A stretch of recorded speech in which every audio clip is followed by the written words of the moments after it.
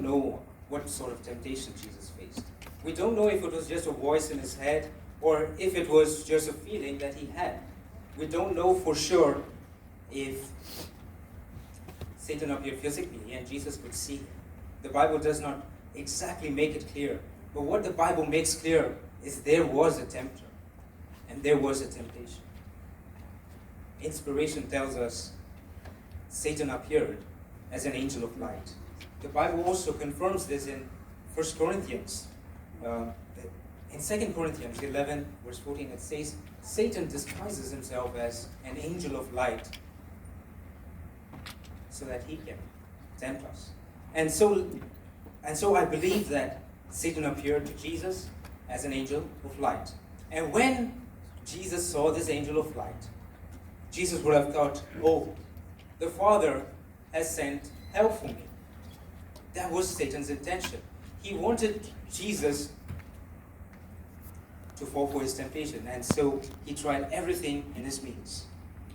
When Satan came to Jesus as an angel of light, his first words were, if you are the Son of God.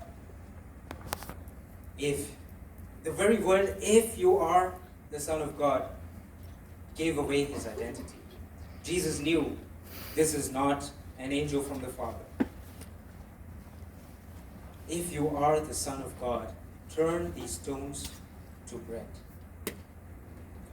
What was Satan trying to do here? Just a few verses before, in Matthew 3, we see Jesus was publicly identified as the Son of God in front of this world and in front of the universe. And here Satan is saying, if you are the Son of God. He was not exactly casting doubt on Jesus' identity. He was trying to exploit who Jesus is. He was trying to place distrust in Jesus' mind.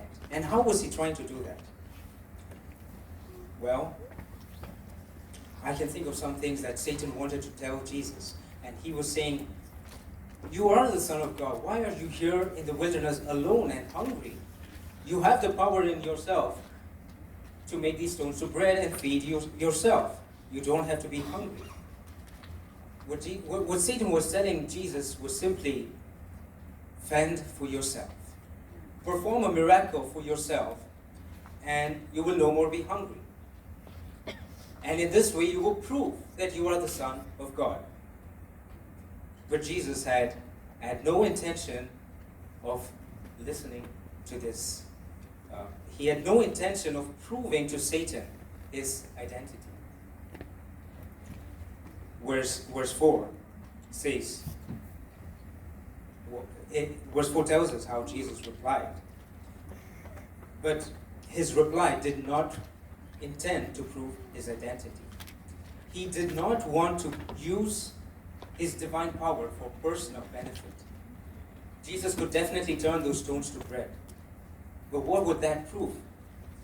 What was Satan trying to tempt Jesus to do?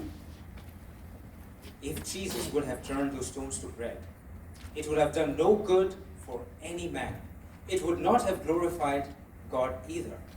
It would have just shown that Jesus is divine. But that would not be enough for Satan. And so Jesus, he did not listen to what the Satan was saying.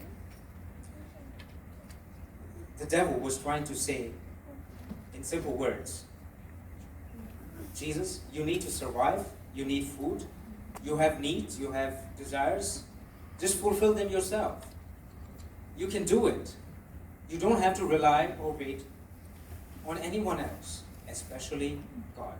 So this was the way he was trying to entice Jesus to distrust in the Father. Whatever you have, whatever power you have, use it for yourself, for your own glory. But Jesus' response was very fitting. Verse 4 says, and Jesus answered, it is written.